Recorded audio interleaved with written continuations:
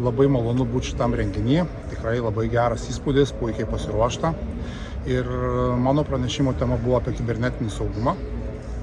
Ir turbūt summary yra tokia, kad nebegalima laukti.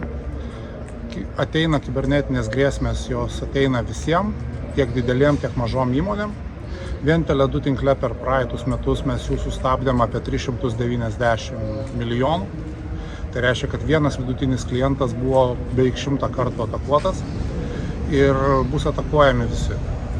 Tai ateina tokie laikai, kai tikrai reikia diegti sprendimus, nes sukčiai tobulėja ir reikia diegti paslaugas, saugumo paslaugas.